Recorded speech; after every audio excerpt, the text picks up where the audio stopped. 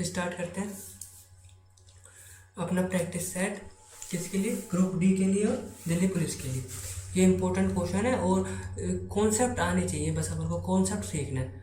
अगर कॉन्सेप्ट आ गया तो चाहे कैसा भी क्वेश्चन आ जाए अपना हो जाएगा। ठीक है, तो देखो पी बी क्यू एक वृत्त की स्पर्श रेखा है जिसका केंद्र ओ है। केंद्र ओ है और ये इसकी स्पर्श रेखा है। ठीक है, यदि एंगल सी बी क्यू 70 दे रखा है, ये अपन को दे रखा है 70 डिग्री, तब बी ए सी बताना है।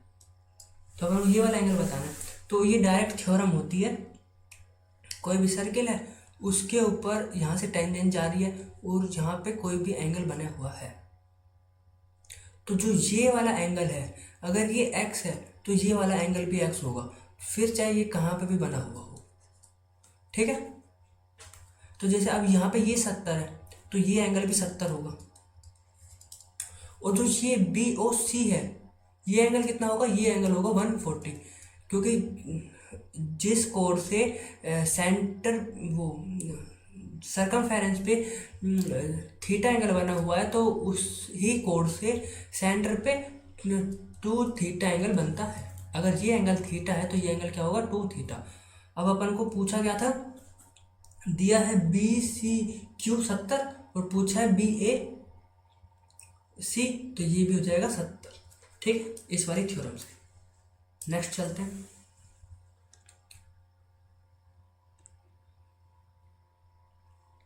एक महिला ने प्रत्येक वर्ष की शुरुआत में 2000 रुपये 5% चक्रवृद्धि ब्याज वर्ष की दर पर निवेश किया। दूसरे वर्ष के अंत में उसका निवेश कितना होगा? एक महिला है, उसने प्रत्येक वर्ष की शुरुआत में 2000 रुपये इन्वेस्ट किए। तो पहले वर्ष उसने 2000 इन्वेस्ट किए, तो इस 2000 पे उसको 2 साल तक इंटरेस्ट मिलेगा 5% का और 5% का। अब 5% का 2 साल का कितना है? 10.25। ये मैं तुम्हारे को लास्ट 2 क्लास में बता चुका हूँ। ठीक है, तो अब रिपीट नहीं करेंगे। जिस भाई ने 2 क्लास नहीं देखी वो जाके देख ले, उसमें भी बहुत अच्छे से क्वेश्चन करा रखे। ठीक, तो इस पे 2000 रुपये पे 10% 2.5% का ब्याज लगाओ और यहाँ से ये 2 जीरो हटाओ, तो 3 जीरो से ये 3 जीरो चली गई और ये आ गया 20 50 और 1 जीरो से ये जीरो गई। तो पहले साल अपन को पहले 2000 पे कितना ब्याज मिला? 205 रुपये। तो टोटल अमाउंट कितना हो गया? 2205। ठीक है, ये हुआ पहले 2000 पे। अब जो उसने दूसरे साल पे 2000 फिर लगाया था उस पर 5% ब्याज मिलेगा उसको, तो ये कितना हो गया ब्याज? 100 रुपये। और इन 2000 में प्लस करेंगे तो ये हो गया 2100। ठीक है, तो पहले 2000 बन गए उसके 2205, और पहले जो बाद में सेकंड ईयर के स्टार्टिंग में 2000 लगाए थे उसमें इसको सिर्फ 5% मिलेगा ब्याज, वो कितने होगा? 2100 रुपये। तो टोटल कितने रुपए होगा? ये 4305 रुपये। ठीक है, तो आंसर अपना ए। नेक्स्ट क्वेश्चन पे चलते हैं। आकाश, राजू और राम अपने कुल बिजली बिल का भुगतान 3:4:5 के अनुपात में करने के लिए सहमत है कि भाई वो जो बिजली का बिल आएगा उसको अपन 3:4:5 में बांटेंगे। 3:4:5। ठीक है, आकाश, राजू और राम।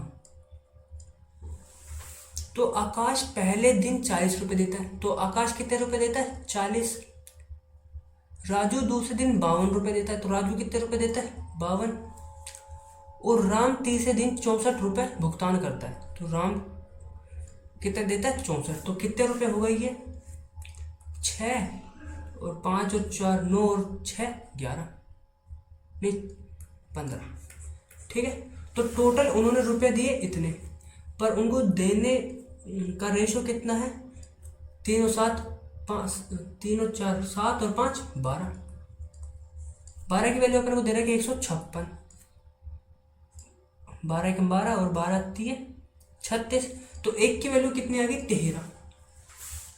अब ये है 13 एक की वैल्यू, तो 3 की वैल्यू कितनी आएगी 13 3 39, यहाँ पे 13 चौक 52 और 13 पंजू 65, सॉरी 65, ठीक है। अब जो आकाश है उसको 39 रुपये देने थे, 39 रुपये देने थे जो उन्होंने तय किया था उसके अकॉर्डिंग, पर उसने दे कितने दिए 40 रुपये। और जो राजू है उसको देने थे 52 रुपये, राजू ने कितने दिए 52 रुपये। और जो राम है उसको जो तय किया था उसके अकॉर्डिंग 65 रुपये देने थे, पर राम ने दिए कितने 64 रुपये, तो राम को 1 रुपया और देना पड़ेगा। अब वो किसको देगा 1 रुपया, देगा आकाश को, क्योंकि आकाश ने पहले 40 दिए थे, अब उसको 1 रुपया देना पड़ेगा आकाश को। ये क्वेश्चन बहुत ज़्यादा अच्छा है, ये 3 से 4 बार रिपीट हो चुका है क्वेश्चन, अलग अलग, कहीं पे एसएससी में रिपीट हो गया, या जीडी में रिपीट हो गया, ग्रुप डी में 2 बार रिपीट हो गया, एनटीपीसी में रिपीट हो गया।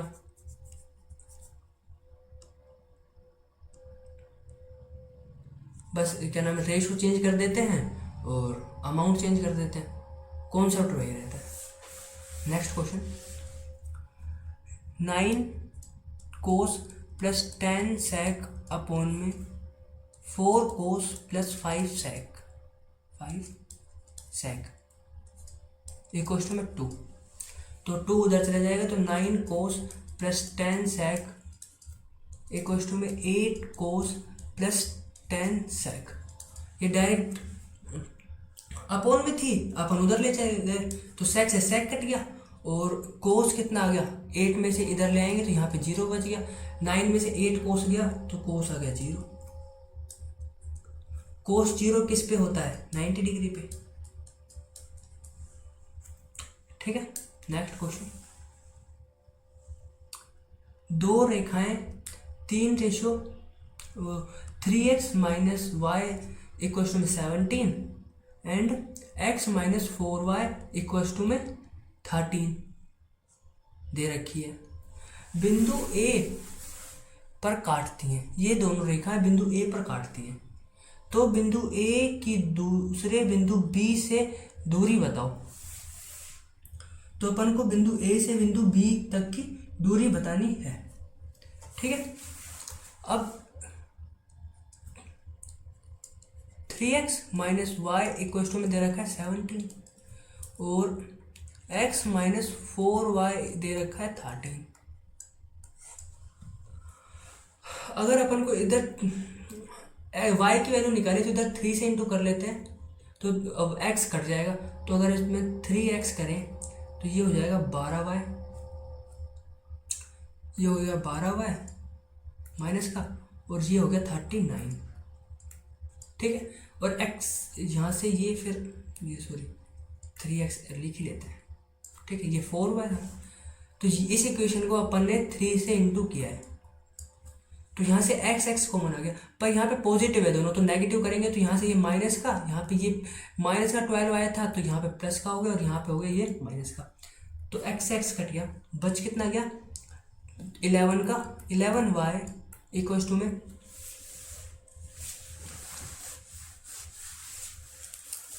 39 माइनस करेंगे तो माइनस का 22, तो y की वैल्यू कितनी आई अपने पास माइनस का 2। अब एक इक्वेशन में पुट कर देते हैं, अगर इधर पुट करते हैं तो x माइनस 4y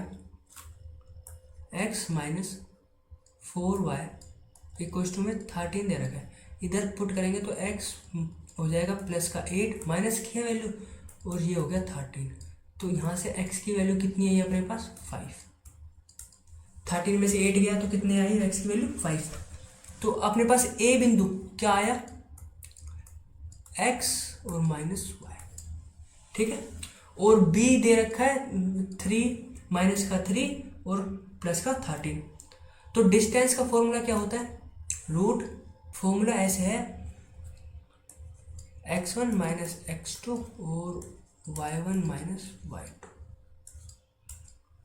का होल स्क्वायर। तो x1 दे रखा है अपन को 5,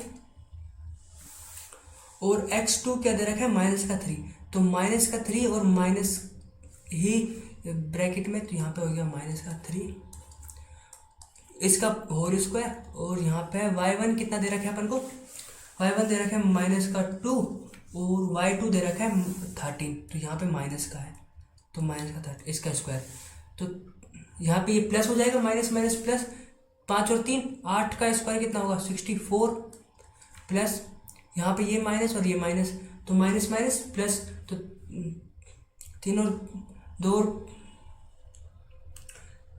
13 15, तो 15 का स्क्वायर हो गया 225, तो ये यहाँ पे ये रूट में चल रहा है, तो ये कितना आया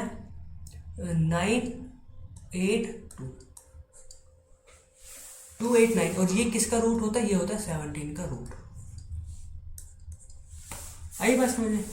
यहाँ से पहले इन दो इक्वेशन से पहले अपन ने x और y की वैल्यू निकाली, यहाँ से y की वैल्यू आई -2 और x की वैल्यू आई 5, तो पॉइंट ए क्या होता है x और y, तो यहाँ पे x की वैल्यू पुट कर दी, यहाँ पे y, और जो डिस्टेंस का फॉर्मूला होता है वो होता है x1 - x2 का होल स्क्वायर और y1 - y2 का होल स्क्वायर, फिर सिर्फ वैल्यूज पुट की हैं और इन दोनों बिंदुओं की दूरी आ जाती है। ठीक है,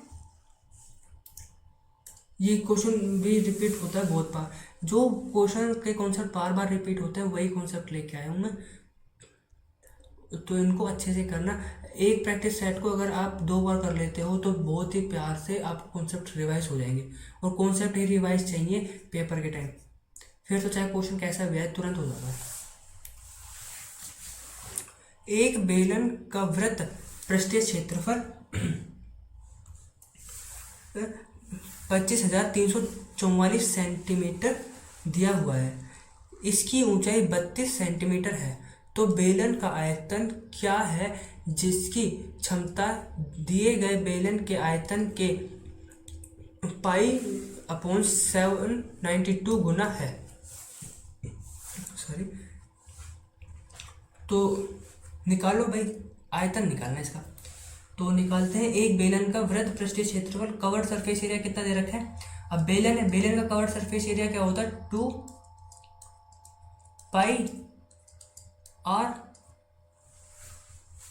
इंटू h, और वो कितना दे रखा है अपन को 25344, r दे रखा है अपन को 32। ठीक है, तो निकालते हैं, पहले 11 से काट लेते हैं, 2 बार बच गया 3, फिर 3 और 0 और 4, 11 से कट गया। अब यहाँ से 4 से कट रहा है, तो 4 से काटो, यहाँ से ये 4 से काटा, तो 4 चौक 4 पंजू 20, 7 चौक 28 और 4 छक्के 24, फिर काटो 8 7 56 और 8 दूनी 16, 8 चौक 32, फिर काटो 4 से 18, तो हाइट कितनी आ गई अपने पास 18 इंटू में 7, तो 7 और 56 का 6, हासिल 5 और 7 और 5 12, तो हाइट आ गई 126। ठीक है, अब अपन को बेलन का आयतन निकालना है, तो वो कितना होता है पाई, लिखते हैं पाई r square h, r square कितना दे रखा है 32 और h कितना आ गया अपने पास 126, और उसका निकालना है पाई अपॉन में 7 to 9 गुना, तो पाई आ गया 22 अपॉन में 7 इंटू में 792। इसको सोल्व करना है और अपने पास आंसर आ जाएगा, तो करो इसको सोल्व भैया जी, बड़ी लंबी कैलकुलेशन दे रखी है। ये कट रहा है, ये 11 से कट रहा है, 7 और 2 9 और 9, तो 0 आ रहा है इनका डिफरेंस, तो 11 से कट रहा है, तो 11 से काटो, ये गया 11 से 2 टाइम, यहाँ से 11 से ये जाएगा 72 टाइम। ठीक है, और फिर 8 चौक 32, 8 9 72, और ये भी 9 से कट रहा है, तो 9 एकम 9 और 9 चौक 36, और ये 7 दूनी 14, ये 7 बच गया, ये 7 कहाँ से कटेगा भैया जी,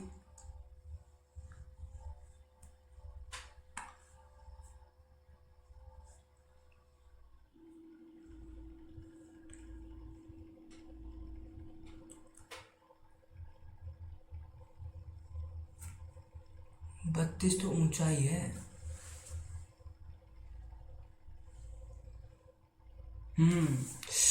32 तो ऊंचाई थी इधर, हाइट है 32, तो रेडियस आई है ये 26, 126। ठीक है, मैं भी वही सोचूं। तो यहाँ पे अपन इस 32 को ना लिख के यहाँ पे 126 लिखेंगे। यहाँ पे ये 32 नहीं आएगा क्योंकि ये तो हाइट है, पाई आर स्क्वायर होता है ना, पाई आर स्क्वायर एच। तो हाइट आ गई 32 एक बार, और वो अपन ने काट दी। यहाँ से 126 को 2 बार लिखेंगे जब भी ये 7 कटेगा। मैं भी वही हूँ, यहाँ पे 7 कट रहा है और यहाँ पे 7 नहीं कट रहा, तो भाई इसके लिए सॉरी। यहाँ पे मैंने 32 को हाइट ना मान के रेडियस मान ली थी।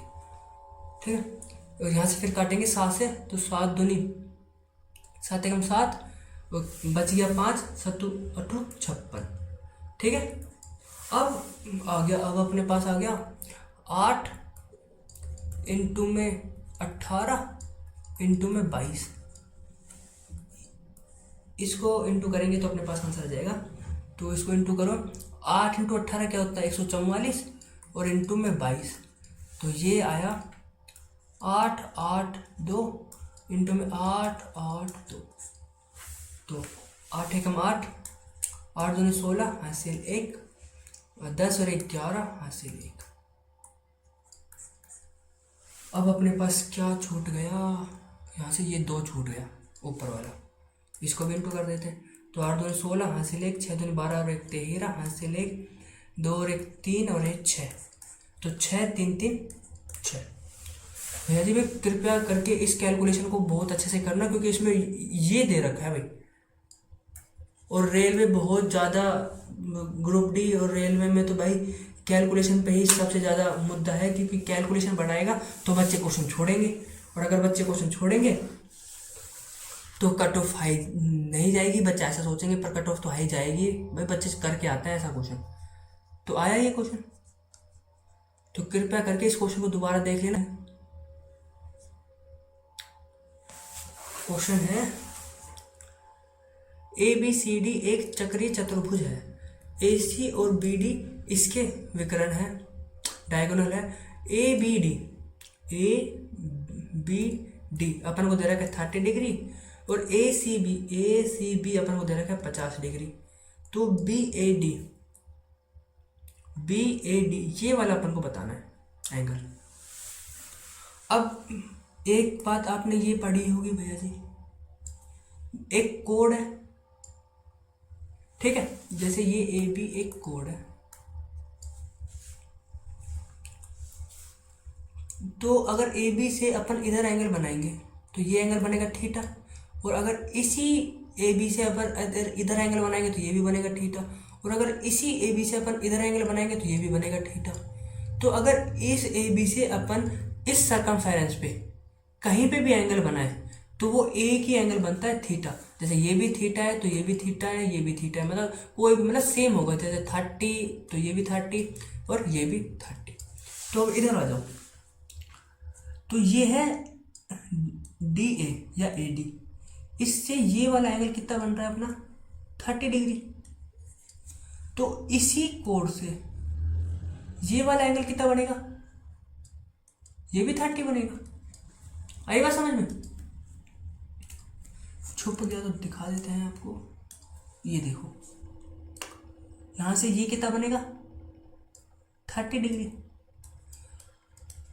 और ये फिर पूरा एंगल कितना हो जाएगा 30, और ये 50 अपन को दे रखा है, तो ये पूरा एंगल कितना होगा 80 डिग्री का। ठीक है, अब साइक्लिक क्वाड्रिलेटर क्या होता है, ये क्वाड्रिलेटर है और इसके यहाँ पे ये सर्किल बना हुआ है, सही से बनाते हैं। कोई भी एक क्वाड्रिलेटर है तो जो उसके आमने सामने के कोण होते हैं उनका दोनों का सम कितना होता है 180, सबने पढ़ा है ये तो। ठीक है, अब जो एंगल C है और एंगल A है ये साइक्लिक क्वाड्रिलेटर के अपोजिट के एंगल है, तो A प्लस C कितना होगा 180। अब अपन को C दे रखा है 80, तो A कितना आ गया 100,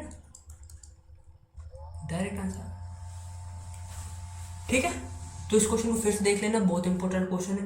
और सर्किल में से तो यही क्वेश्चन देता है, या तो एंगल पूछ लेगा, नहीं तो फिर कोई एक्सटीरियर एंगल प्रॉपर्टी पूछ लेगा।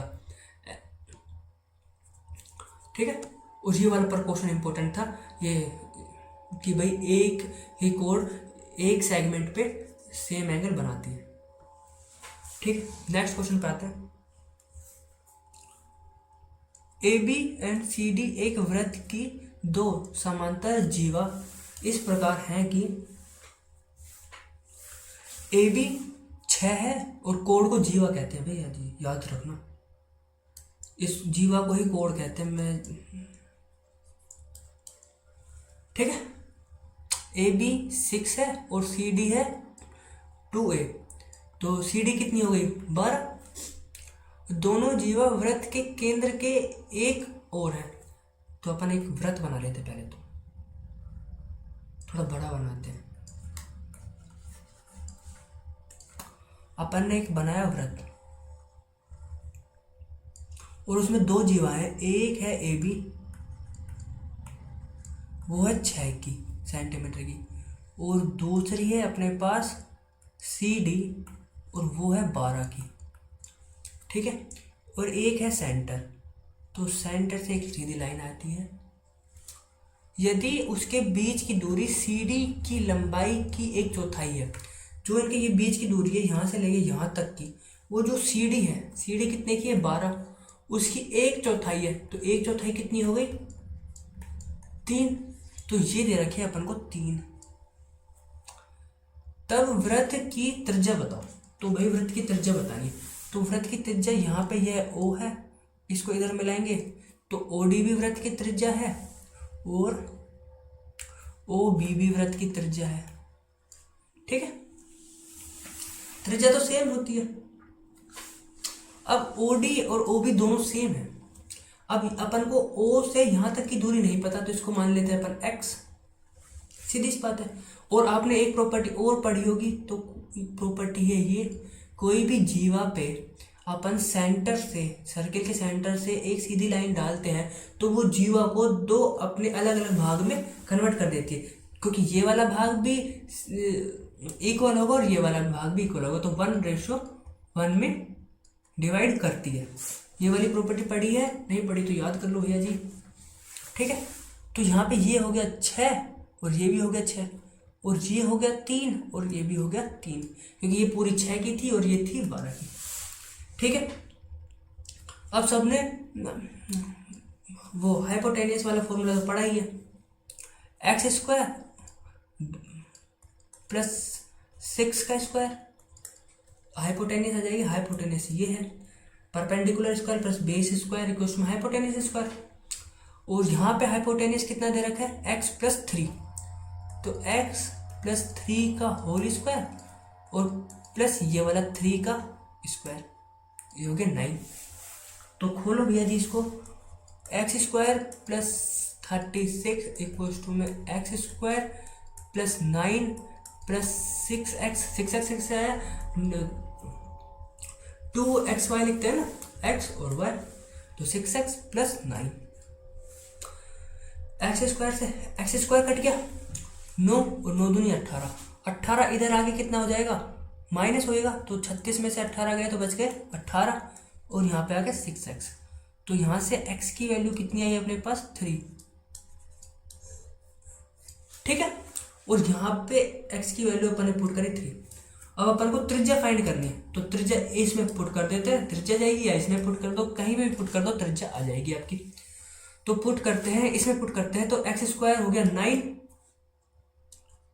x² + 6 का स्क्वायर, तो 9 + 36 कितना हो गया 9 + 36 हो गया 45, और ये है त्रिज्या, तो ये है x, मतलब अपन त्रिज्या को मान लेते हैं z, तो ये है स्क्वायर, तो रूट करेंगे तो 14, यहाँ पे ये 2 पेयर बनते हैं, 9 × 5, 9 × 5 45, तो 3 बाहर आ गया 9 का और 5 रूट में रह गया, तो 3√5।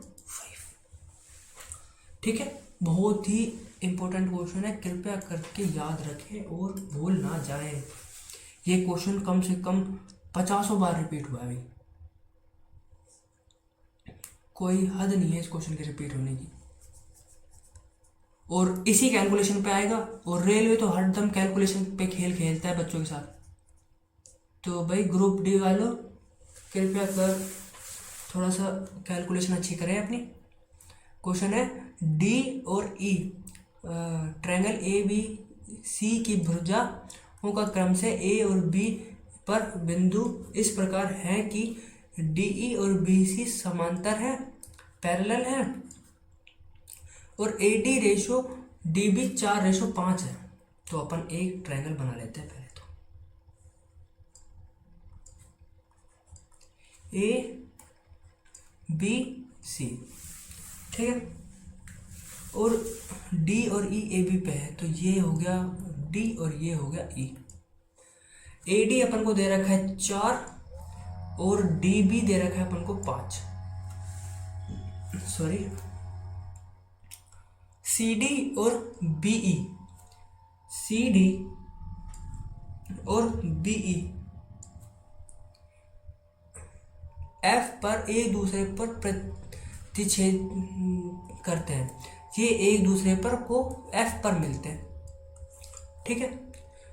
तो ट्रायंगल डी ई एफ, तो triangle D E F, triangle D E F और triangle C F B, triangle C F B के क्षेत्रफल का अनुपात ज्ञात कीजिए। ये है क्वेश्चन, मस्त एकदम शानदार तरीके का। बताओ तो भैया ये क्वेश्चन।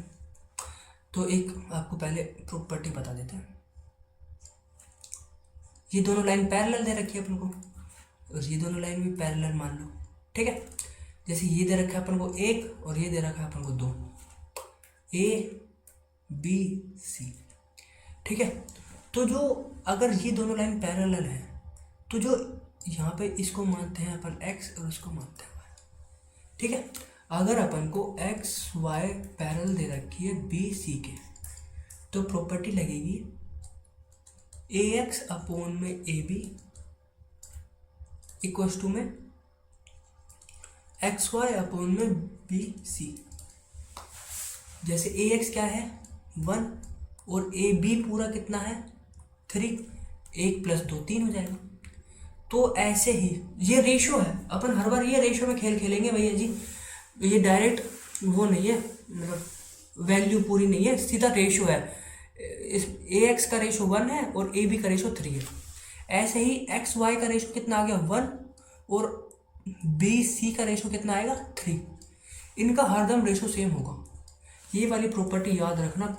ये वाला क्वेश्चन बहुत बार आया है, और जिस भाई ने प्रीवियस ईयर के मॉक लगाए होंगे उसको तो पता ही है कि बहुत बार आया है। तो ये वाली प्रॉपर्टी याद रखना, ठीक है। तो अब इसी प्रॉपर्टी पर अपने इधर खेल खेलेंगे। और हाँ, और एक बात और कि जैसे अब ये वाला और पता होना चाहिए भैया जी कि जैसे ये ट्रायंगल है ए बी सी और इसका बेस दे रखा है अपन को 4, तो इसका एरिया क्या होगा, तो 4 का स्क्वायर कर देते हैं। जो बेस होता है उसका स्क्वायर कर देते हैं तो उसका रेशो आ जाता है, ठीक है, उसके एरिया का रेशो आ जाता है। और ये भी याद रखना।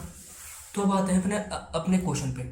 तो जैसे अब इस वाले फॉर्मूले से तो डी ई का वैल्यू कितनी आएगी 4, ठीक है, और बी सी की वैल्यू कितनी आएगी 4 और 5 9। आई बात समझ कैसे आया? इस वाले फंडे से डायरेक्ट वैल्यू आई, इसकी आ गई 4 और इसकी आ गई 9। अब अपन को इस वाले ट्रायंगल का एरिया पूछा है और इस वाले ट्रायंगल का एरिया पूछा है। और मैंने अभी क्या समझाया, जैसे इस वाले ट्रायंगल का बेस कितना है 4 और इस वाले ट्रायंगल का बेस कितना है 9, तो जो बेस होता है उसका स्क्वायर करेंगे तो अपने पास एरिया आ जाएगा। तो जैसे इसका बेस है 4 और इसका बेस है 9, अगर अपन इन दोनों का स्क्वायर करते हैं तो इसका स्क्वायर करेंगे तो ये आ गया 16 और इसका स्क्वायर करेंगे ये आ गया 21। तो इनका डायरेक्ट रेशो आ गया 16:21। सबसे बेस्ट कॉन्सेप्ट है, इससे अच्छा कॉन्सेप्ट नहीं हो सकता। कृपया करके इसको 2 बार कर ले, 3 बार कर ले रिपीट, पर ये वाला कॉन्सेप्ट याद कर ले, बहुत ज़्यादा रिपीट होता है। नेक्स्ट क्वेश्चन पे चलते हैं।